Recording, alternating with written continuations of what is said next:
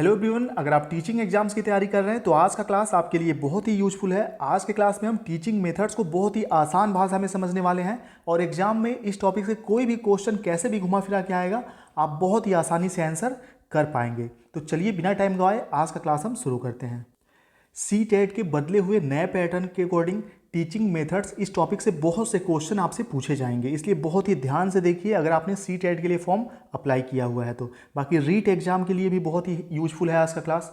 सभी प्रकार के शिक्षक भर्ती, चाहे KBS हो, DSSB, UP सुपर टेट, सभी के लिए यूजफुल है, तो इसलिए नोट करते चलिएगा। टीचिंग मेथड्स को, शिक्षण विधियों को अगर एक लाइन में हम एक्सप्लेन करें तो जिस ढंग से शिक्षक विद्यार्थियों को ज्ञान प्रदान करते हैं उसे शिक्षण विधि कहते हैं। जब आप लोग गवर्नमेंट टीचर बन जाएंगे, अपने क्लास में कोई भी टॉपिक पढ़ाते समय जिस भी तरीके का आप यूज़ करेंगे उसे ही शिक्षण विधि कहेंगे हम, ठीक है। तो चलिए आगे देखते हैं और चीज़ों को आप नोट करते चलिएगा क्योंकि एक्सप्लेनेशन के साथ हम समझने वाले हैं और इसके व्याख्या से ही क्वेश्चन बनते हैं। टीचिंग मेथड्स की बात करें तो दो प्रकार का है, आप देख सकते हैं। चाइल्ड सेंटर्ड पहला और दूसरा टीचर सेंटर्ड। चाइल्ड सेंटर्ड जो भी टीचिंग मेथड्स हैं इसमें बच्चे खुद बहुत ज़्यादा एक्टिव रहते हैं, ठीक है। और जो टीचर सेंटर्ड टीचिंग मेथड है इसमें शिक्षक ज़्यादा एक्टिव होते हैं बच्चों के मुकाबले। अगर बात करें प्राइमरी क्लासेस की, ठीक है, 1 से लेकर 5 तक की या 1 से लेकर 8 तक की, तो चाइल्ड सेंटर्ड जो टीचिंग मेथड्स हैं ज़्यादा यूजफुल होते हैं। और CTET की आप तैयारी कर रहे हैं, रीट की तैयारी कर रहे हैं, तो आपको ध्यान रखना है कि वही आंसर सही होता है हर कीमत पे जिसमें बच्चा स्वयं करके सीखता है, यानी कि खुद एक्टिव रहता है, ठीक है। तो चाइल्ड सेंटर्ड जो है ये सबसे सही टीचिंग मेथड्स होता है। और जो टीचर सेंटर्ड है ये बड़ी कक्षाओं के लिए ज़्यादा यूजफुल है। अगर हम बात करें, आपने विकास दिव्यकीर्ति सर के बहुत सारे वीडियोस देखे होंगे, तो वो UPSC के लिए किस तरीके से पढ़ाते हैं, चाइल्ड सेंटर्ड मेथड से या फिर टीचर सेंटर्ड मेथड से। चलिए आप लोग कमेंट करके ये चीज़ बताइएगा, इसके बारे में आगे डिस्कस करेंगे हम। अब देखिए, शिक्षक केंद्रित जो शिक्षण विधियां हैं उसमें सबसे इम्पॉर्टेंट है व्याख्यान विधि। और SST के क्लास के लिए जब भी सामाजिक अध्ययन हम पढ़ाते हैं बच्चों को तो हमें व्याख्यान विधि का ही सबसे ज़्यादा यूज करना होता है, ठीक है, लेक्चर मेथड का। प्रदर्शन विधि भी इम्पॉर्टेंट है शिक्षक केंद्रित विधियों में। उसके बाद व्याख्यान प्रदर्शन विधि, यही 3 इम्पॉर्टेंट है टीचर सेंटर्ड वाले में, ठीक है। अब चाइल्ड सेंटर्ड जो विधियाँ हैं, छात्र केंद्रित जो शिक्षण विधियाँ हैं, उसमें सबसे ज़्यादा इंपॉर्टेंट है खेल विधि, ठीक है। आगमन निगमन से बहुत से क्वेश्चन पूछे जाते हैं, डिस्कशन मेथड से, खोज विधि, समस्या समाधान विधि, विश्लेषण विधि, संश्लेषण विधि, प्रयोजन विधि, ये सब क्या हैं, छात्र केंद्रित विधियां हैं। और CTET के हिसाब से छात्र केंद्रित विधियों का ही हमें यूज़ करना है ज़्यादा से ज़्यादा, ठीक है।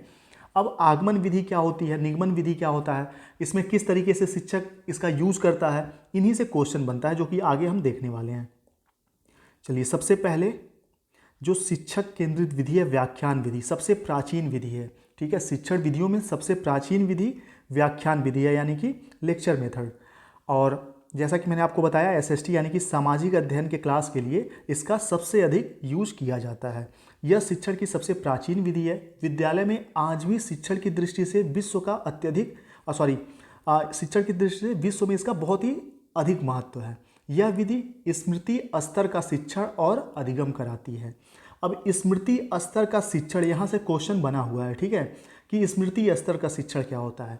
स्मृति स्तर का शिक्षण वो होता है कि जैसे मैंने विकास दिव्यकीर्ति सर का नाम लिया कि वो कोई भी टॉपिक पढ़ाते हैं तो उनके मेमोरी में, उनके स्मृति में उस टॉपिक से रिलेटेड बहुत सारी जानकारियाँ होती हैं और खड़े होकर बिना किसी किताब के सहारे, बिना किसी नोट्स के सहारे वो बच्चों को लेक्चर दे देते हैं किसी भी टॉपिक पे बहुत अच्छा खासा, ठीक है। तो उसी को कहते हैं स्मृति स्तर का शिक्षण, जब आप अपने मेमोरी का यूज़ करके बच्चों को पढ़ाएंगे। और ऐसा कब होता है, SST की क्लास में ज़्यादातर होता है, ठीक है। तो व्याख्यान विधि का सबसे परफेक्ट एग्जाम्पल वही है विकास दिव्यकीर्ति सर का, जो UPSC के लिए वीडियोज़ बनाते हैं, पढ़ाते हैं, ठीक है। चलिए अब नेक्स्ट, और हाँ यहाँ पर ध्यान दीजिएगा, इसका प्रयोग अत्यधिक होता है। इस विधि में शिक्षक को अधिक क्रियाशील रहना पड़ता है छात्र के बजाय, ठीक है। व्याख्यान विधि में शिक्षक ज़्यादा एक्टिव होते हैं, बच्चे कम एक्टिव होते हैं। नेक्स्ट देखते हैं, यानी कि अपर प्राइमरी क्लास के लिए यह बेस्ट है लेकिन प्राइमरी क्लास के लिए बिल्कुल परफेक्ट नहीं है यह विधि। नेक्स्ट है प्रदर्शन विधि। इसे बहुज्ञानेंद्रीय शिक्षण विधि भी कहते हैं। क्वेश्चन आया हुआ है कि बहुज्ञानेंद्रीय शिक्षण विधि कौन सी है, तो प्रदर्शन विधि। क्यों, बहुज्ञानेंद्रीय का अर्थ क्या होता है, जहाँ पर बच्चे के मैक्सिमम जो उसके सेंस हैं, यानी कि उसकी जो ज्ञानेंद्रियाँ हैं, इंद्रियाँ हैं, वो एक्टिव हों, उसी को कहते हैं प्रदर्शन विधि। ठीक है, क्योंकि जब भी हम किसी चीज़ का प्रदर्शन करते हैं, फॉर एग्जांपल यहाँ पर अगर हमें बच्चों को, छोटे बच्चों को आम पढ़ाना है, फलों के बारे में पढ़ाना है, तो अगर आम का सीजन है तो प्रत्यक्ष रूप से हम बच्चों को आम दिखा सकते हैं, या चलचित्र के माध्यम से यानी कि वीडियो के माध्यम से दिखा सकते हैं, फ्लैश कार्ड दिखा सकते हैं, तो इसी को कहेंगे प्रदर्शन विधि। शिक्षक स्वयं प्रदर्शन करके बच्चों को कोई भी टॉपिक समझाते हैं यहाँ पे। ठीक है, मॉडल के थ्रू या जैसे भी हो समझा सकते हैं। तो इसमें क्या है, जब आम प्रत्यक्ष रूप से बच्चे को हम दिखाते हैं तो बच्चा उसको देखता भी है, यानी कि देखने संबंधी इंद्रिय उसकी काम की। इसको बच्चा टच भी कर सकता है। ठीक है, इसको बच्चा क्या कर सकता है, आम हम उसको दिखाएंगे तो बताएंगे भी तो सुनेगा भी, तो कई इंद्रियां एक साथ काम करती हैं, इसलिए इसे बहुज्ञानेंद्रिय शिक्षण विधि कहते हैं। ठीक है, यह विधि देखो, सुनो और समझो के सिद्धांत पर आधारित है। क्वेश्चन आ सकता है कि कौन सी विधि देखो, सुनो और समझो के सिद्धांत पर आधारित है, तो आंसर हो जाएगा प्रदर्शन विधि। नेक्स्ट है, छात्रों के सम्मुख शिक्षक द्वारा क्रिया करके दिखाने की विधि प्रदर्शन विधि है। छात्र मानसिक रूप से चीज़ों को देखने के बजाय वास्तविक रूप से इस विधि में चीज़ों को देखते हैं और समझते हैं।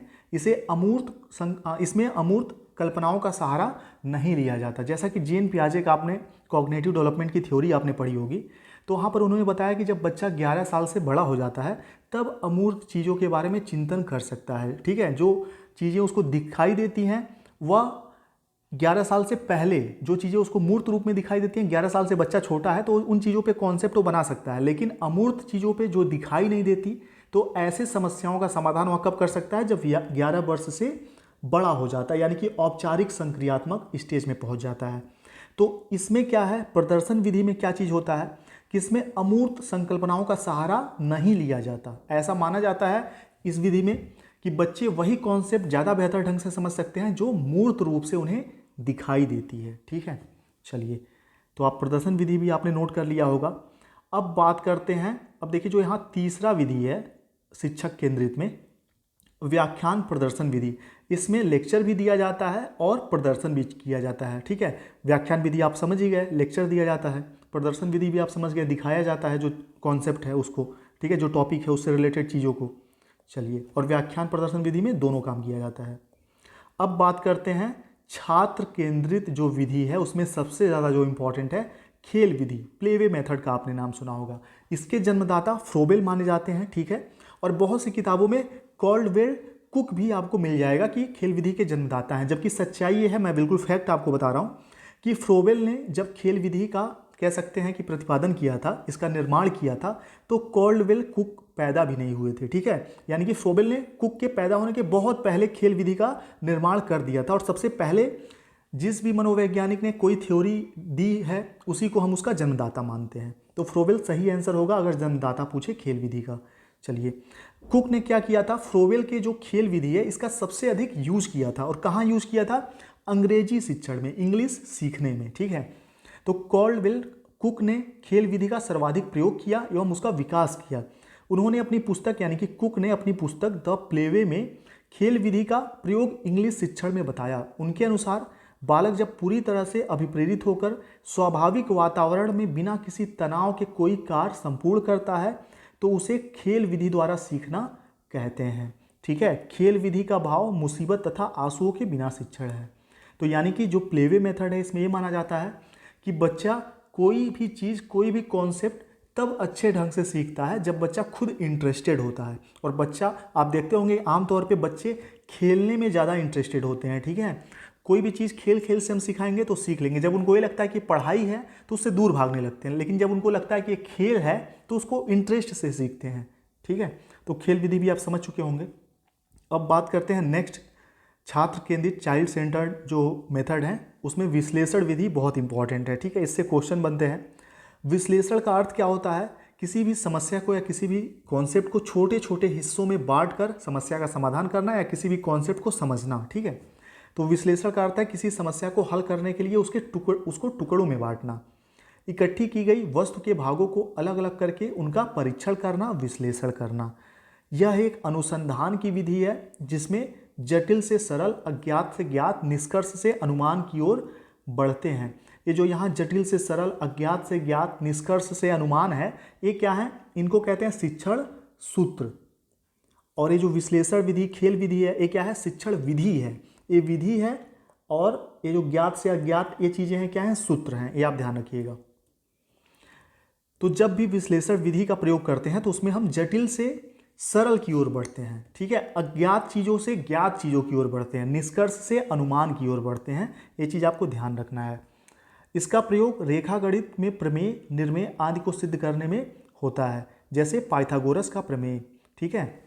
तो क्वेश्चन आया हुआ भी आपने देखे होंगे प्रीवियस ईयर में कि पाइथागोरस प्रमेय को सॉल्व करने के लिए किस विधि का यूज़ करते हैं, तो विश्लेषण विधि की, ठीक है। इसमें चीज़ें ज्ञात नहीं होती हैं, अज्ञात चीज़ों से हम ज्ञात चीज़ों की ओर बढ़ते हैं विश्लेषण विधि में। इसमें जटिल चीज़ों से हम सरल चीज़ों की ओर बढ़ते हैं, ठीक है। इसमें निष्कर्ष से अनुमान की ओर बढ़ते हैं।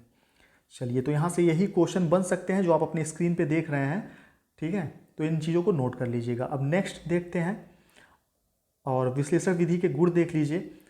यह एक मनोवैज्ञानिक विधि है जो बालकों में जिज्ञासा उत्पन्न कर उनमें अध्ययन के प्रति रुचि उत्पन्न करती है, स्वयं समस्या का समाधान करने, हल खोजने पर बल देती है। अन्वेषण क्षमता अर्थात खोज करने की क्षमता का विकास होता है इस विधि में।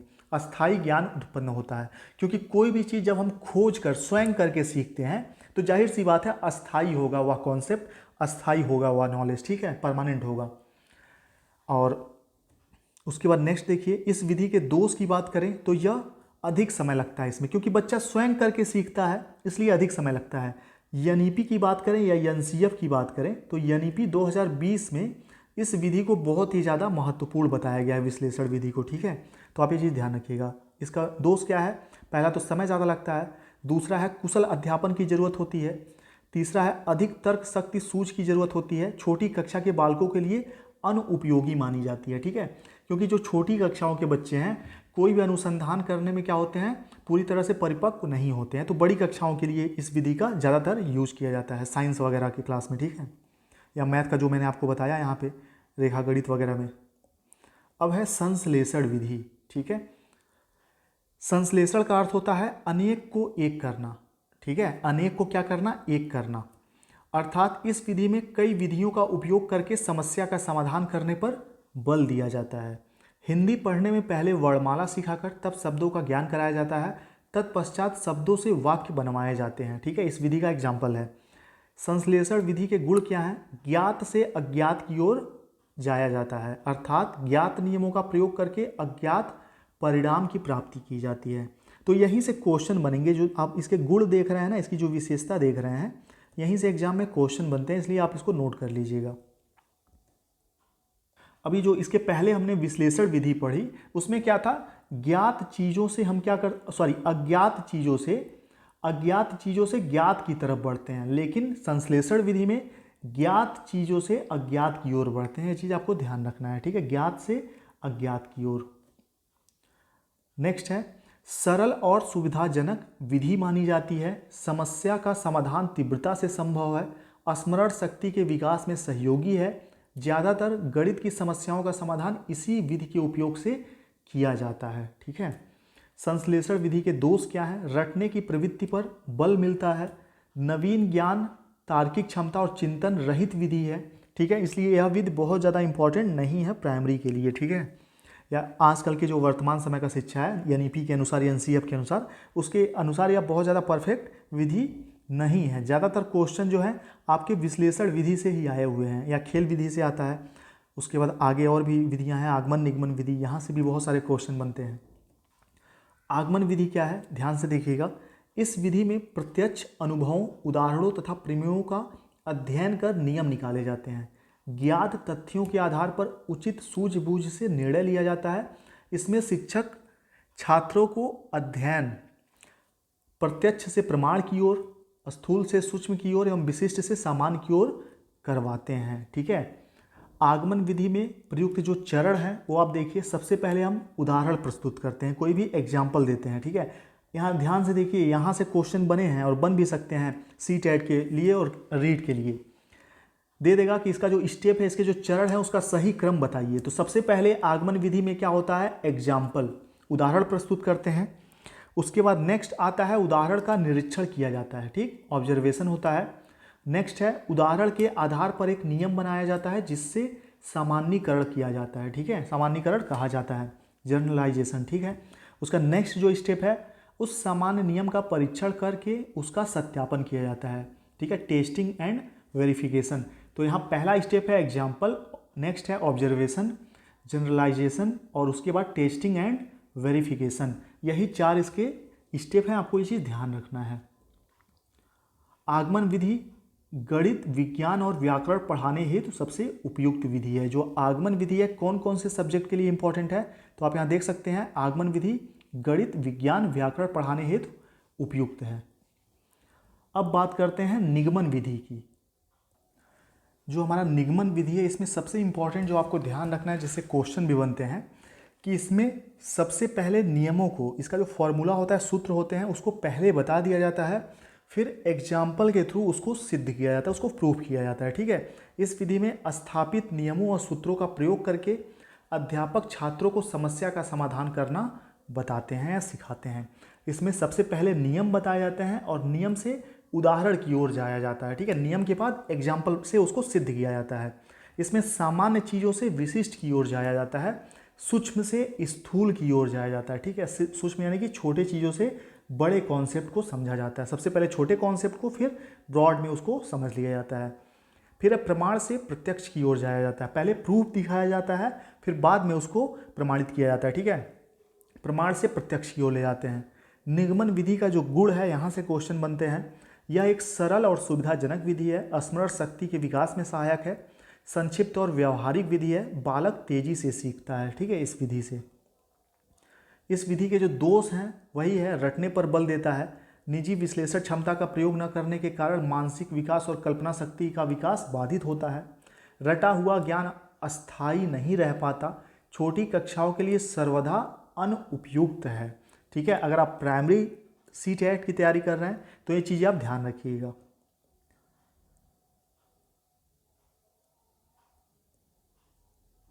जो मोस्ट इम्पॉर्टेंट शिक्षण विधियां थी वो सब आपने अच्छे से देख लिया। एक बार ध्यान से और जो इम्पॉर्टेंट चीज़ें हैं जिनसे क्वेश्चन बन सकते हैं उस पर थोड़ा सा फोकस कर लेते हैं। ठीक है, जैसे कि टीचर सेंटर्ड जो शिक्षण विधियां हैं वो कौन सी हैं, और छात्र सेंटर्ड यानी कि छात्र केंद्रित विधियां कौन कौन सी हैं। तो शिक्षक केंद्रित विधियां वो होती हैं जिसमें शिक्षक ज़्यादा एक्टिव होते हैं, प्रदर्शन विधि और व्याख्यान विधि। और छात्र केंद्रित विधियां कौन सी होती हैं, जिसमें छात्र ज़्यादा एक्टिव होते हैं।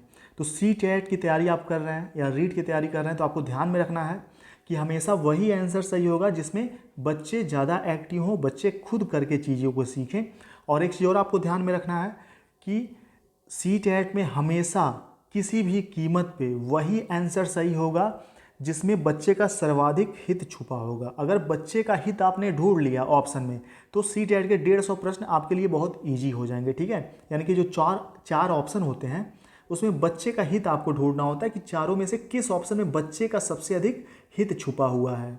ठीक है, चलिए मिलते हैं नेक्स्ट वीडियो में। चैनल को सब्सक्राइब करके बेल आइकन प्रेस कर दीजिए ताकि नेक्स्ट वीडियो का नोटिफिकेशन आपको मिल सके।